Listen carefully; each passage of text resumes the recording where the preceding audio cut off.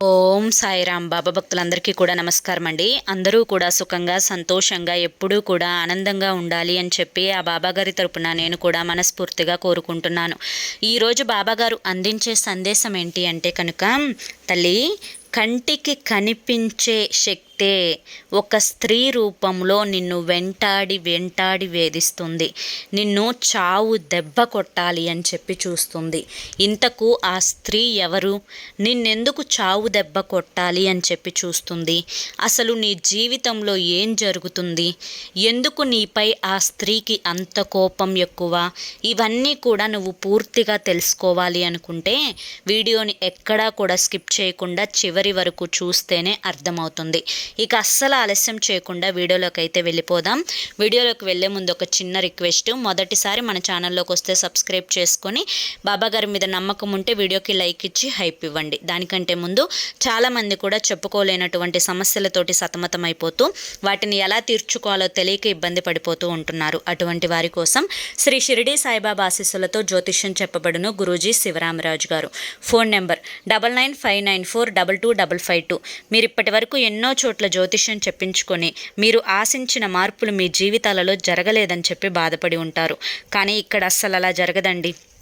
మీ సమస్యలు ఏవైతే ఉన్నాయో, ప్రేమ, పెళ్ళి, ఉద్యోగం, రాజకీయం, సంతానం లేక ఇబ్బంది పడుతున్నా, భార్యాభర్తల మధ్య గొడవలున్నా, అప్పుల సమస్యలున్నా, శత్రువుల సమస్యలున్నా, అవేంటో మీరు గురువుగారికి వివరించి చెప్పినట్లయితే వాటికి తగిన పూజలు చేసి గురువుగారు మీకు రోజులలోనే పరిష్కారాన్ని చూపిస్తారు.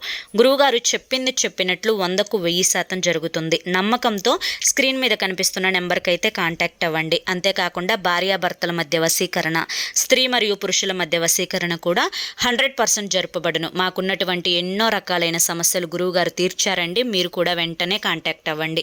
ఇక బాబాగారి యొక్క సందేశం గురించి మనం మాట్లాడుకుందాం.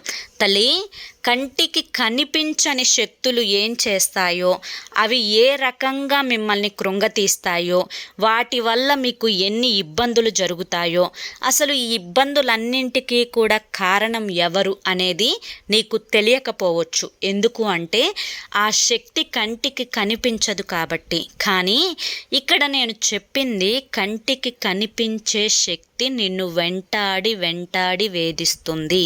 అది కూడా ఒక స్త్రీ రూపంలో అని చెప్పి చెప్పాను అంటే ఆ స్త్రీ ఎవరు బాబా అని చెప్పి నీకు డౌట్ వచ్చింది. అయితే ఆ స్త్రీ ఎవరు అనేది నేను నీకు ఇప్పుడు వివరించి చెప్తాను, జాగ్రత్తగా తెలుసుకో.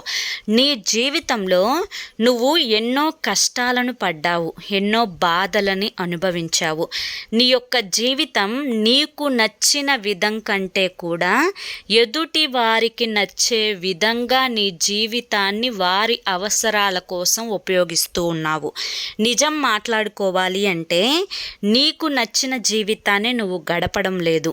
నీ యొక్క బిడ్డల కోసం, నీ యొక్క ఆ యొక్క లైఫ్ పార్ట్నర్ కోసం, నీ యొక్క కుటుంబం కోసం, సమాజం కోసం, నీ యొక్క తల్లిదండ్రుల కోసం, ఇలా ఈ విధంగా నీ జీవితం ఆనందంగా గడపడం కోసం వారి యొక్క ఆనందమే నీ ఆనందంగా భావించి వారి కోసం ప్రతి క్షణం ఆలోచించి ఏ పని చేస్తే వారు నొచ్చుకుంటారో, ఏ పని చేస్తే వారు బాధపడతారో, ఇలా చేస్తే సమాజం ఏమనుకుంటుందో, ఈ అడుగు వేస్తే ఎవరన్నా తప్పుగా అనుకుంటారేమో అని చెప్పి రకరకాల ఆలోచనలతో మనసంతా కూడా గందరగోళం చేసుకుంటూ ఇలా నీ జీవితంలో ఒక్కొక్క అడుగు వేయలేక వేస్తూ ఉన్నావు.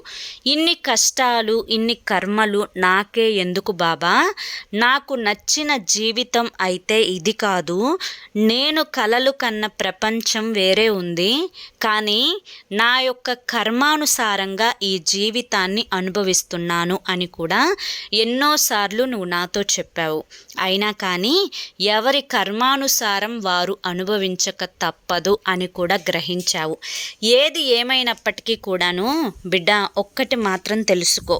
ఇక్కడ ఒకరితో ఒకరికి ముడిపడింది అన్నా, ఒకరితో మరొకరికి పేగుబంధం ఏర్పడింది అన్నా అది పూర్వజన్మ సుకృతం, పూర్వజన్మలో చేసుకున్న పాప పుణ్యాల కర్మ ఫలితం.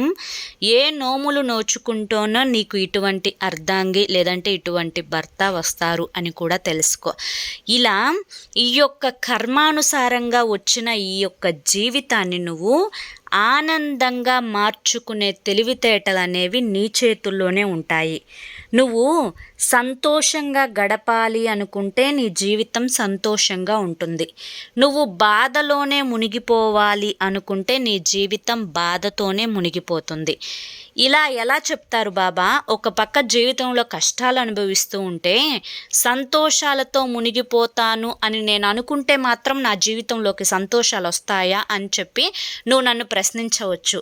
అయితే ఇక్కడ ఒక్కటే గుర్తుంచుకోవాలి, నువ్వు ఏదైతే నోటితో చెప్తావో అదే యూనివర్స్ అనేది కూడా సహాయం చేస్తుంది. నువ్వు ఏదైతే ఆ యొక్క శబ్ద తరంగాన్ని నోటి నుంచి విడుదల చేస్తావో ఆ యొక్క శబ్ద తరంగం యూనివర్సులో కలిసి ఆ యూనివర్స్ దైవానికి అందిస్తుంది. కాబట్టి నువ్వు ఎప్పుడూ కూడా పాజిటివ్గా ఆలోచించుకోవాలి. జరిగేదంతా కూడా నా మంచికే అని చెప్పి అనుకోవాలి. ఏదైనా కానీ నీ నుంచి దూరం అయితే నాకు అది దక్కితే దానివల్ల ఏదన్నా నష్టం కష్టం వస్తుందేమో అని భగవంతుడు దూరం చేశాడేమో అని చెప్పి లైట్గా తీసుకోవాలి. దేని గురించి కూడా ఎక్కువగా ఆలోచించవద్దు. అలా ఆలోచించడం వల్ల, ఒకరి నుంచి ఏదైనా ఆశించడం వల్ల, అది ప్రేమైనా కానీ డబ్బైనా కానీ, ఒకరిలో మార్పు రావాలి అని కానీ, ఒకరిని మార్చాలి అని కానీ, ఇలా 4 రకాలైన ఆశించటాలు అనేవి ఉంటాయి. అలా ఆశించడం వల్ల ఇంచు కూడా ఏది జరగదు అనే విషయాన్ని గుర్తుంచుకోవాలి. సరే, అన్నీ తెలుసుకున్నావు, ఎవరిని మార్చలేవు అని కూడా అర్థమైంది. నీ యొక్క జీవితం ఏంటో నీకు కళ్ళ ముందు స్పష్టంగా కనిపిస్తుంది. బాధలైతే ఖచ్చితంగా జీవితంలో ఉన్నాయి. మరి ఈ బాధలన్నీ కనిపిస్తున్నప్పుడు సంతోషంగా ఉండటం ఎలా అని నీవు ప్రశ్నిస్తూ ఉంటే, ఇక్కడ నువ్వు ఇన్ని బాధలని అనుభవిస్తూ ఉంటే, ఇన్ని కర్మలను అనుభవిస్తూ ఉంటే, నువ్వేదో సంతోషాలు అనుభవిస్తున్నట్లు, నువ్వేందో భోగాలు చూస్తున్నట్లు, ఎక్కడ లేని పండుగ జీవితం అంతా నీ యొక్క ఇంట్లోనే ఉన్నట్లుగా, నువ్వు ఏంటో తెగ దిగేసుకొని బంగారాలు ఆభరణాలు అన్నీ కూడా చక్కగా నువ్వు బీరువా నిండా డబ్బులు కట్టలు కట్టలు పెట్టుకొని సంతోషాలతో విరజిల్లిపోతూ ఆనందంతో ఉత్సాహంతో ఉరకలు వేస్తున్నట్లు నీ ఇంట్లో ఉన్న స్త్రీనే నీ మీద పడి తెగ ఏడుస్తూ ఉంది. ఆ స్త్రీ ఎవరు అంటే కనుక ఆ స్త్రీ వచ్చేసేసి నీ ఇంట్లో ఉన్న వ్యక్తే, నీ ఇంటి పేరు కలిగిన వ్యక్తే. నీకు రక్త సంబంధమైతే కాదు, గుర్తుంచుకో. కానీ నీ ఇంటి పేరు తన ఇంటి పేరు ఒక్కటే. ఆ స్త్రీ నీ యొక్క ప్రతి కదలికను గమనిస్తుంది. నువ్వు ఎక్కడికి వెళ్తున్నావు, ఏం పూజ చేస్తున్నావు, నువ్వు ఎప్పుడు ఏ ఊరు వెళ్తావు, నువ్వు ఎప్పుడు ఏ చీర కొనుక్కొచ్చుకుంటావు, మీ భార్యాభర్తలు కలిసి ఎక్కడికి వెళ్తారు, తనలో ఉన్న ఆ లోపాలు ఏంటి, నీలో ఉన్న ఆ ప్రత్యేకతలు ఏంటి, నీ జీవితంలాగా తన జీవితం ఎందుకు లేదు, అంతేకాకుండా నీవు ఏదో సుఖాలు అనుభవిస్తున్నట్లుగా ఆ సుఖాలు నా జీవితంలో ఎందుకు లేవు, ఇలా ఏదో ఒక రకంగా నిన్ను తనతో పోల్చుకొని నీవు అదృష్టవంతురాలివి అన్నట్లుగా, తను దురదృష్టవంతురాలు అన్నట్లుగా, నువ్వు ఏదైనా కానీ విజయాన్ని సాధిస్తే ఆ విజయాన్ని చూసి ఓర్వలేక వెంటనే తన యొక్క చెడు బుద్ధి బయటపెట్టి నీ మీద ఎప్పటికప్పుడు కూడా నరదిష్టిని చూపిస్తూ ఉంది.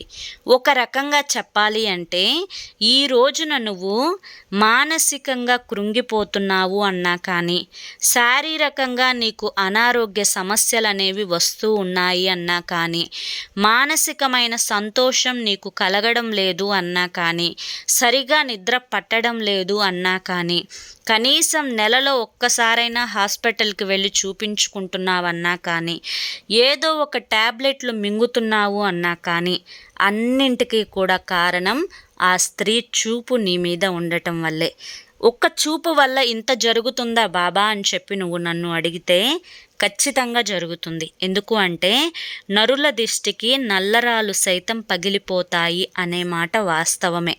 ఒకరి మీద ఎప్పుడూ కూడా అంత దృష్టి అనేది పెట్టుకొని ఉండకూడదు. అది కూడా మీ యొక్క ఇద్దరి ఇల్లు కూడా దగ్గరగానే ఉండటం ఒక కారణమైతే, ఆ స్త్రీ ప్రతీదీ కూడా గమనించడం మరొక కారణమవుతుంది. ఇలా ఇంత దృష్టి మనిషి మీద ఉన్నప్పుడు ఆ మనిషి ఏదో ఒక రూపంలో దెబ్బ తింటూనే ఉంటారు. మరి దీనికి పరిష్కారమే లేదా అంటే కనుక, ఆ యొక్క స్త్రీ ఎప్పుడైతే నీలో వీక్నెస్ పాయింట్లు దొరుకుతాయా, ఎక్కడైనా కానీ నువ్వు తనకి చిక్కకుండా ఉంటావా, ఏదైనా ఒక పాయింట్ దగ్గర నీ తప్పు దొరుకుతుందా అని చెప్పి అలా దొరికినప్పుడు తన యొక్క తెలివితేటలన్నింటినీ కూడా ఉపయోగించి నిన్ను ఒక చావు దెబ్బ కొట్టాలి అని చెప్పి చూస్తుంది.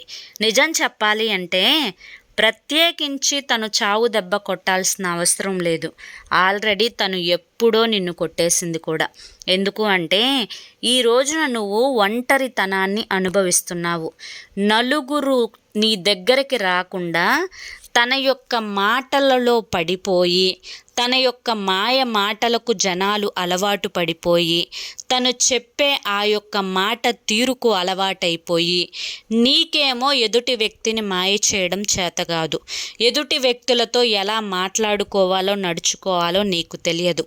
నువ్వు ఒకరి ఎదుట ఒక మాట, మరొకరి ఎదుట మరొకరి మాట చెప్పే మనస్తత్వం నీది కాదు.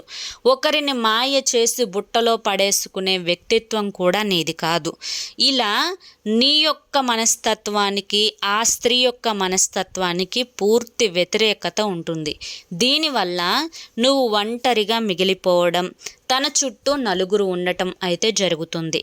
అయితే ఈ యొక్క నలుగురితోటి తన చుట్టూ ఎవరైతే ఒక గ్యాంగ్ ఏర్పరచుకుందో వారితో చెప్పే ప్రతి మాట ఏంటి అంటే, నువ్వు మంచిదానివి కాదు అని చెప్పి, నీకు పొగరు అని చెప్పి, నీకు గరానా అని చెప్పి, నువ్వు ఎవరితో కలవవు అని చెప్పి, వారికి ఏదన్నా అవసరం వచ్చినప్పుడు దాన్ని తీరవవు అని చెప్పి, ఇలా ఒకటి కాదు రెండు కాదు అనేక రకాలైన మాటలు అనేవి వారితో నీ గురించి చెప్పి నిన్ను వారి దృష్టిలో చెడుగా క్రియేట్ చేసింది. ఇవాల్టి రోజున నువ్వు ఏది కూడా నీ గురించి చెప్పుకునే ప్రయత్నం చేయకపోవడం, వారి గురించి నువ్వు చెడుగా చెప్పే ప్రయత్నం కూడా చేయకపోవడం, నువ్వు ఎక్కడ ఉన్నదానివి ఇంట్లో అక్కడే ఉండటం వల్ల ఈ మాటలన్నీ కూడా కొంతమంది నమ్ముతూ ఉండి నిన్ను తప్పుడు ఉద్దేశంతో చూస్తూ ఉన్నారు. అంటే నిన్ను అపార్థం చేసుకుంటున్నారు. దీనివల్ల తనకు కలిగే లాభం ఏంటి అంటే కనుక, నేను తన మీద మంచిదాన్ని అని చెప్పి నలుగురిలో నాకంటూ ఒక గుర్తింపుని తెచ్చుకుంటున్నాను, నాకంటూ ఒక పేరుని సంపాదించుకుంటున్నాను అని చెప్పి తను చక్కగా సంతోషంగా ఫీల్ అవుతూ ఉంది. దీన్ని నువ్వు తెలుసుకొని, అయ్యో నేను ఎందుకు ఇలా చేయలేకపోతున్నాను, తనలాగా నేను కూడా నలుగురిలోకి వెళ్ళాలి, నలుగురితోటి మాట్లాడాలి, నలుగురిని పరిచయం చేసుకోవాలి అని చెప్పి నువ్వు అనుకున్నప్పటికీ కూడాను ఆ నలుగురు, తనతో పాటు ఉన్న నలుగురు, నువ్వు పరిచయం చేసుకోవాలి అనుకుంటున్న నలుగురు కూడా అందరూ ఒకరే కావడంతో వారు నీకు ఎటువంటి అవకాశం అనేది ఇవ్వడం లేదు. ఇలా అవకాశం ఇవ్వకుండా ఉన్నప్పుడల్లా కూడా నీకు మనసుకి అనిపించే మాట ఏంటి అంటే, ఎందుకులే నా పనేంటో నేను చూసుకుందాము, నాది నేను చూసుకొని ఇంట్లో పనులు చూసుకొని నా గురించి నేను ఆలోచించుకుంటే సరిపోతుంది కదా, నాకెందుకు వీరితోటి అనవసరంగా, ఎవరి పాపాన వారే పోతారు, ఎవరి కర్మలు వారే అనుభవిస్తారు అని చెప్పి లైట్గా తీసుకోవడం మొదలుపెట్టావు. ఇది మంచిదే, నేను కాదు అని చెప్పి చెప్పడం లేదు. కానీ ఇలా నువ్వు అనుకోవడంతో పాటుగా కొన్ని ముఖ్యమైన విషయాలు కూడా గుర్తుంచుకోవాలి ఆ స్త్రీ గురించి. ఏంటి అంటే కనుక, బిడ్డ, ఎప్పుడైనా కానీ నరుల దిష్టికి నల్లరాలు సైతం పగిలిపోతాయి. ఆ యొక్క నరుల దిష్టి అనేది నీకు తగలకుండా ఉండటం కోసం ప్రతిరోజు మర్చిపోకుండా రాత్రిపూట రాళ్ళ ఉప్పుతో దిష్టి తీసివేసుకుంటూ ఉండు. వీలైనంత వరకు నీ యొక్క అందాన్ని అలంకరించడంలో తక్కువ శ్రద్ధ చూపించు. ఇంట్లో ఉన్నప్పుడు వారితో పాటు వెళ్ళేటప్పుడు వారికంటే కాస్తంత తక్కువగా ఉండేలా చూసుకో. అలాగే నీ వైపు వాళ్ళతో వెళ్ళేటప్పుడు కాస్తంత మంచిగా రెడీ అవ్వు. ఎప్పుడైనా కానీ వారికంటే రూపంలో కానీ మాట తీరులో కానీ నీదే పైచేయిగా ఉంటుంది. నీ అందాన్ని చూసి కూడా వాళ్ళు ఓర్వలేకపోతున్నారు. కాబట్టి నీ యొక్క అందానికి కానీ నీకు కానీ దిష్టి తగలకుండా ఉండటానికి కాలికి నల్లదారం కట్టుకో. అంతేకాకుండా బయటికి వెళ్ళేటప్పుడు అరికాలులో కాటుక చుక్క పెట్టుకో. ఇంటికి రాగానే మళ్ళీ రాళ్ళ ఉప్పుతో దిష్టి తీసివేసుకో. ప్రతి అమావాస్యకు కూడా ఎర్రనీళ్ళు తిప్పివేసుకో. ముఖ్యంగా బయటకు వెళ్ళేటప్పుడు పచ్చి నిమ్మకాయ పరుసులో పెట్టుకొని ఆ యొక్క ఊరు పొలిమేర దాటేటప్పుడు కూడా దాన్ని అలాగే పట్టుకొని వెళ్ళి మళ్ళీ తిరిగి ఇంటికి వచ్చేటప్పుడు ఇంటి బయట గుమ్మంలో నుంచొని ఆ నిమ్మకాయను ఎడమ చేతి వైపు 3 సార్లు కుడి చేతి వైపు 3 సార్లు తిప్పి దూరంగా విసిరి పడేసి కాళ్ళు చేతులు కడుక్కొని లోపలికి రా. ఇంట్లో నిత్యం దీపారాధన చేసుకుంటూ ఉండు. ముఖ్యంగా ఎవరి మాటలు పట్టించుకోవద్దు. నీ గురించి నువ్వు ఆలోచించుకో. నీ ఆరోగ్యాన్ని నువ్వు చూసుకో. నీ జాగ్రత్తలో నువ్వు ఉండు. అనుకునే వాళ్ళు ఎన్ని అనుకున్నా కానీ భగవంతుణ్ణి మోసం చేయడం అనేది ఎవరి తరం కాదు అన్న విషయాన్ని గుర్తుంచుకో. ఇక్కడ ఒకరు ఎక్కువ ఒకరు తక్కువ అన్నది భగవంతునికి లేదు. అందరూ కూడా సమానమే. తప్పు చేసేవారు తప్పకుండా వారి కర్మానుసారం కర్మ ఫలితాన్ని అనుభవించక తప్పదు. అలాగే ఎప్పుడూ న్యాయంగా ఉండేవారు పుణ్యకర్మ ఫలితాన్ని అనుభవించక తప్పదు. కాబట్టి ఏ స్త్రీ ఏ రూపంలో నిన్ను వెంటాడి వేధిస్తున్నా కానీ, ఏ విధంగా నిన్ను చావు దెబ్బ కొట్టాలి అని చెప్పి చూస్తున్నా కానీ తిరిగి వాళ్ళు తీసుకున్న గోతిలో వాళ్ళే పడతారు అన్న విషయం వారికి తెలియదు పాపం. కాబట్టి నువ్వు ఎలా ఉంటున్నావో అలాగే ఉండు. వీరందరి గురించి వీటన్నిటి గురించి అతి ఆలోచన మానుకో. మనసుని ప్రశాంతంగా ఉంచుకో. చక్కగా టైంకి తిను, టైంకి పడుకో. ఈ మధ్య నీకు కొన్ని అనారోగ్య సమస్యలు కూడా వచ్చాయి. వీటన్నింటికి కూడా నువ్వు ఎక్కువగా ఆలోచించడమే ప్రధాన కారణం. గోరంత దాన్ని కొండంత చేసి ఊహించుకుంటున్నావు. అలా కాకుండా గోటితో పోయేదాన్ని గొడ్డలి దాకా తెచ్చుకుంటున్నావు. నీ మానసిక స్థితి సరిగ్గా మెరుగ్గా ఉండటం లేదు. మొదట మనిషి ఆరోగ్యంగా ఉండాలి అంటే మానసిక స్థితి ఆరోగ్యంగా ఉండాలి. మనిషి ఏ విషయం దగ్గర భయపడకూడదు. దేని గురించి ఎక్కువగా ఆలోచించకూడదు. కంగారు పడకూడదు. టెన్షన్ పడకూడదు. జరిగేదాని గురించి చేసేదాని గురించి చెయ్యాలి అని తపన పడకూడదు. ఎప్పుడు ఏది ఎలా జరగాలో అలాగే జరుగుతుంది అని చెప్పి లైట్గా తీసుకోవాలి. మనసుని స్థిమితంగా ఉంచుకోవాలి. ప్రతిరోజు కూడా ఆరోగ్యకరమైన ఆహారాన్ని తీసుకోవాలి. అలాగే రోజు ఒక అర్ధగంట సేపు ధ్యానం చేసుకోవడం, ఒక 40 నిమిషాలు వాకింగ్ కానీ యోగా కానీ చేసుకోవడం, నీకు ఇష్టమైన వారితో మాట్లాడటం, నీకు నచ్చిన వారితోటి ఉండటం, ఇలా నిన్ను సంతోషపెట్టే వారికి దగ్గరగా, నిన్ను కష్టపెట్టే వారికి దూరంగా ఉండటం, అరుపులు తగ్గించుకొని ఉండటం, ఇలా ఉండటం వల్ల నీ ఆరోగ్య పరిస్థితి కూడా చక్కగా మెరుగుపడుతుంది.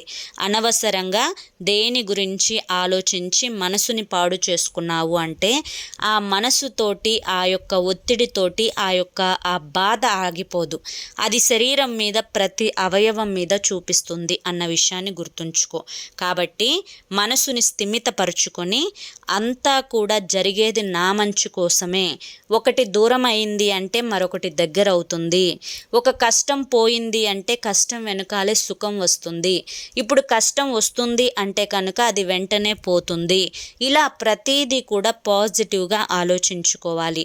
నీ వెనుక ఈ బాబా ఉన్నారు అని చెప్పి గుర్తుంచుకో. కాబట్టి జరిగేదంతా మంచికే. ఎవరి శక్తి, ఎవరి దృష్టి, ఎవరి చెడు కన్ను నిన్ను ఏమీ చేయలేదు. నిన్ను కంటికి రెప్పలాగా కాపాడుకోవడానికి నీ వెనుక ఈ తండ్రి ఉన్నారు అని చెప్పి గుర్తుంచుకో. ప్రతిరోజు ప్రతి క్షణం ఈశ్వర నామాన్ని జపించుకో, అంతా కూడా శుభం జరుగుతుంది అని చెప్పి ఈరోజు బాబాగారు మనకి చాలా చక్కటి సందేశాన్ని అందించారండి. మరి ఈ సందేశంలో ఎంతో గొప్ప ఆంతర్యం ఉంది, మనం అర్థం చేసుకోవాలే. కానీ మరి ఈ సందేశం మీ అందరికీ కూడా నచ్చింది, అర్థమైంది అని చెప్పి అనుకుంటున్నాను. అలాగే ఆ స్త్రీ మీ జీవితంలో ఉంటే అవునక్క అని చెప్పి కింద కామెంట్ చేయండి, లేదంటే అవును బాబాగారు అని చెప్పి కింద కామెంట్ చేయండి. అంతేకాకుండా మొదటిసారి మన సాయి పిలుపు ఛానల్లోకి వచ్చినట్లయితే మన ఛానల్ని సబ్స్క్రైబ్ చేసుకొని సపోర్ట్ చేయండి. రేపు మరొక మంచి వీడియోతోటి మళ్ళీ కలుసుకుందాం. అంతవరకు కూడా బాబాగారి యొక్క ఆశీస్సులు అనేవి మీ మీద, మీ కుటుంబ సభ్యుల మీద ఎల్లకాలం ఉండాలి అని చెప్పి మనస్ఫూర్తిగా కోరుకుంటూ సర్వేజన సుఖినో భవంతు. ముఖ్యంగా చూసిన ప్రతి ఒక్కరూ కూడా ఓం సాయిరామ్ అని చెప్పి కామెంట్ చేయడం మాత్రం అస్సలు మర్చిపోకండి. లైక్ ఇచ్చిన వెంటనే హైప్ ఇవ్వడం కూడా మర్చిపోవద్దు. రేపటి వీడియోలో కలుసుకుందాం. ఓం సాయిరామ్.